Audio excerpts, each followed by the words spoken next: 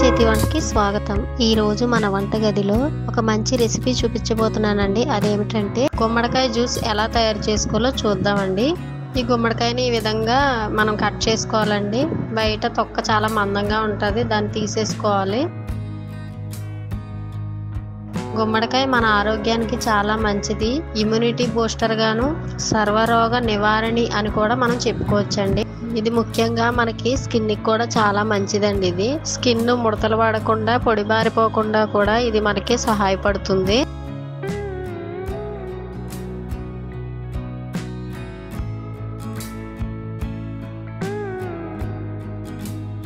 దాని తర్వాత ఇందులో నేను ఒక ఉసిరికాయ వేసుకుంటున్నానండి। ఉసిరికాయ మన హెయిర్ కి చాలా మంచిది। ఈ గుమ్మడికాయ గింజలను కూడా నేను ఉంచేస్తున్నానండి।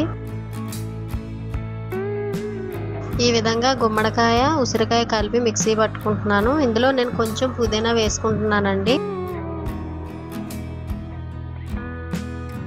ఈ విధంగా మనం మిక్సీ పట్టుకున్న జ్యూస్ ని వడకట్టుకుందామండి।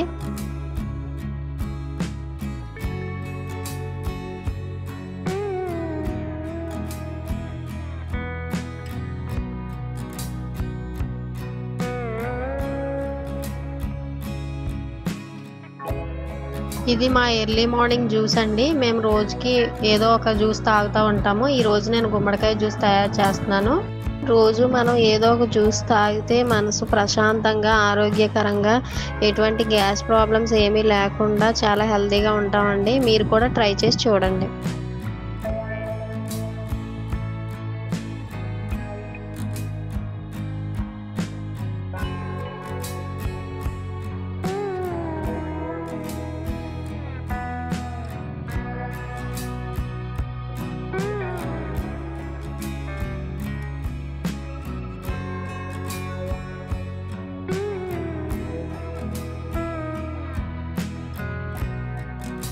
Please subscribe Ammamma Chetu Vanta.